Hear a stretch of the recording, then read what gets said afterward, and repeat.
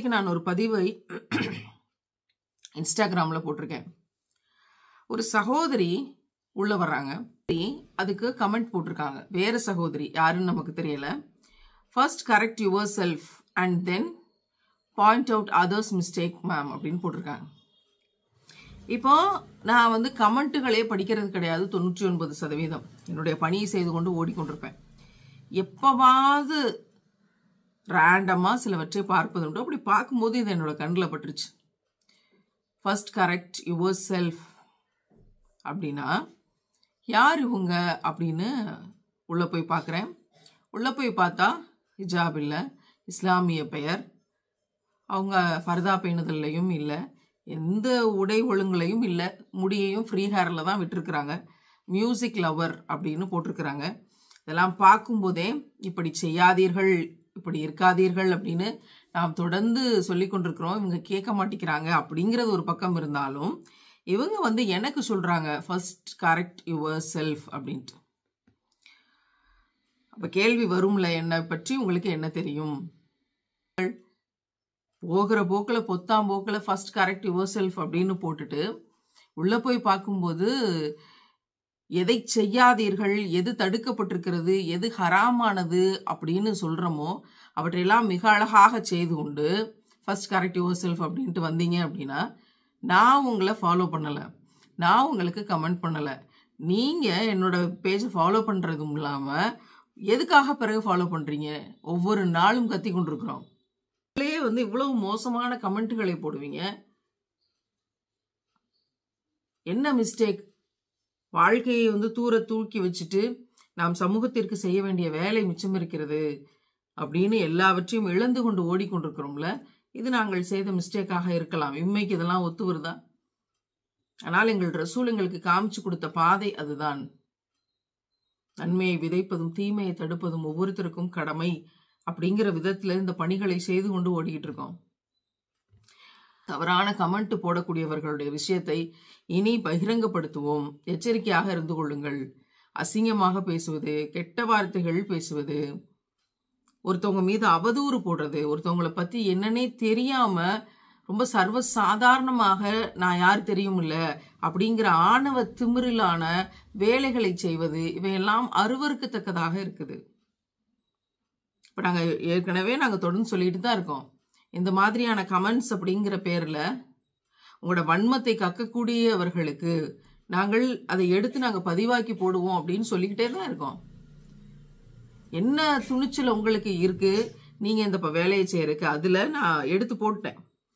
நான் பார்த்த உடனே நான் என்ன செஞ்சுட்டேன் அப்படின்னு சொன்னா, எடுத்து இந்த நபர் இந்த வேலையை செய்திருக்கிறார்கள். இவங்க வந்து நான் என்ன போட்டிருக்கேன், எனக்கு கமெண்ட் போடுறதுக்கு முன்னாடி உங்க தலையில துணியை போடுங்க அப்படின்னு. ஏன்னா உங்களோட பேரோட சேர்த்து பானு என்று வருகிறது. எனக்கு அதை பார்த்தோன்னே இன்னும் ஆதங்கமாக இருந்தது. வெள்ளைக்காரர்கள் இந்தியாவை அடிமைப்படுத்தி வச்சிருக்கும் போது எங்களுக்கு மனிதர்கள் எல்லாம் இந்தியாவில் அடிமைகளாக இருக்க வேண்டும் என்று சொன்ன போது எத்தனை பானுக்களும் எத்தனை பேகங்களும் வெள்ளைக்காரர்களுக்கு எதிராக வாழ்நாள் முழுக்க சிறையில் இருந்தார்கள். எத்தனை பேர் உயிர் தியாகம் செய்திருக்கிறார்கள்.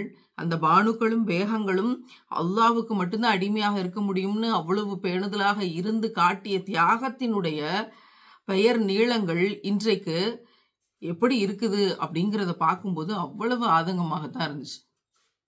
நான் ஏற்கனவே சொல்லியிருக்கேன், எச்சரிக்கை செஞ்சிருக்கிறோம். மறுபடியும் இந்த மாதிரியான பெண்கள் அப்படிங்கிற போர்வையில ஃபேக் ஐடிகளாக கூட இருக்கலாம் இல்லையா?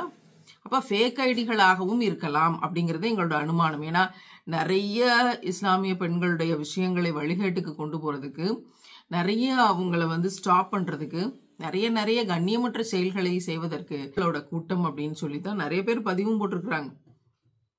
அப்ப இது ஒரு ஃபேக் ஐடியா இருக்கும் அப்படிங்கிற சந்தேகத்தின் அடிப்படையிலையும் நாங்கள் எடுத்து போட்டோம்.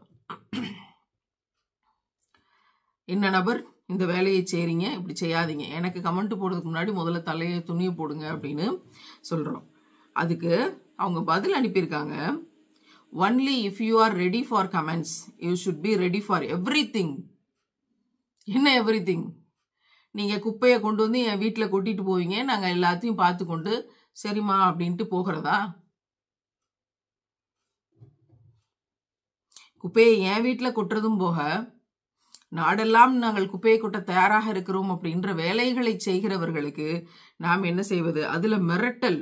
If you don't take away my picture you will face consequences அப்படி மிரட்டுறாங்க. ஏன்னா அப்போ நீங்க உங்களுக்கு நல்லா தெரியுதுல்ல, ஒருத்தவங்களோட முகத்தை போய் நம்ம பொதுத்தளத்துல போடக்கூடாது. உங்களுக்கு தெரியுதா இல்லையா? ஒருத்தவங்களை பொதுத்தளத்துல போய் நம்ம பேசக்கூடாது. இப்ப நான் அவங்கள பேசியிருக்கிறேன், பொதுத்தளத்துல போட்டிருக்கேன், உங்களுக்கு வலிக்குதா இல்லையா?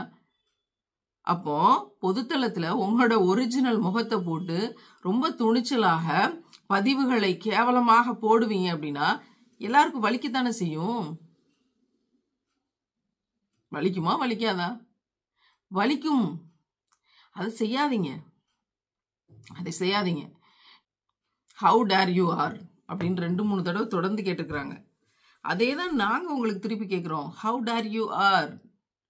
ஒரு பொதுத்தளத்தில் இருக்கிறோம், இந்த மாதிரி நடப்பில் இருக்கிறோம், இந்த விஷயங்கள் இருக்குது.